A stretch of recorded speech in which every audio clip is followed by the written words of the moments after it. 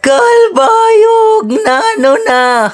Ako ngayon sinday pudang ang pinakamahusay nga bakla sa barangay Alibaba. Nya, Mariagaba la. Ngayong adlaw nga ni ay nagsipasok tayo sa paaralan pero kay hindi man tayo pwedeng magbidyo-bidyo doon sa loob ng ating para sa pagtutudlo ay binidyohan ko na lamang yung aking pag-i-snack. Bali, ang kantidad nga ng aking snack ngayong araw ay 25 pesos, 3 siomay at saka 2 saging na linikid-likid.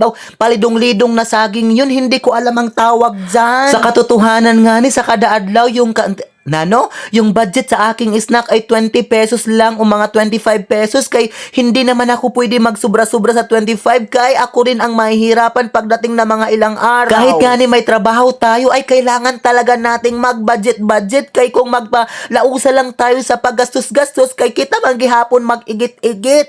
Diba? Kaya naman kaya nga ni kinakulupan ay nagsipunta nga ni ako sa diversion road kay napurga naman tayo sa palaging isda sa ating pagkain. Kaya naman naglibot-libot ako doon sa diversion road para manguha ng Pakon National High School.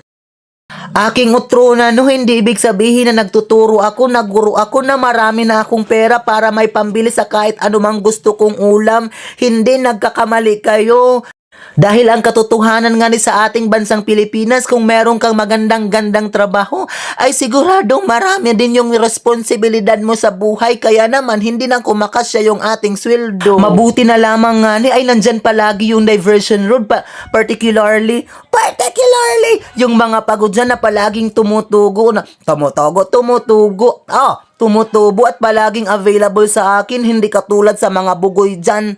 Mga kuang kayo. At pagkatapos nga ni ng mga 5 oras, ang OA. Pagkatapos nga ni mga 30 minutos, adayon ay nakarami-rami na ako at kailangan ko nang magsiuwi kay baka gabihin ako at baka pagtulungan ako ng mga bugoy sa diversion. At malamang pagka-uwi ko sa aming pamamay ay hinagpatan ko na ang mga pakong ito. Diba? Kailangan mo. Kay sino pa man ang maghahagpat niyan, kay ikaw ang nangutan, ikaw ang maghagpat. At nang bumaba na nga na ako sa baba, ay nasyak ako, meron pala kaming pinipritong manok. Akala ko wala kaming ulam kay dahil naghagpat naman nga ni ako, ay nagtadtad na ako ng kamatis at isinunod ko ng sibuyas na nagpaluha sa akin kagabi at sinunod ko na nga ni yung ano ba yan? Yung garlic. Ano ba yung garlic? Pasagde. At pagkatapos ko nga ning turutagtarin ang mga yun, ay naglagay na tayo ng mantika sa sa karaha. Sinunod ko ng, ano ba ito?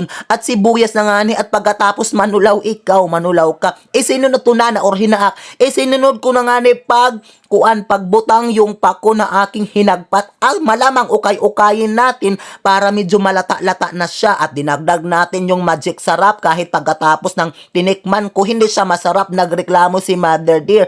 At pagkatapos yan, lagyan natin ng tubig para malata. Kuang ka, yun lang ngayon, salamat, kuang kam.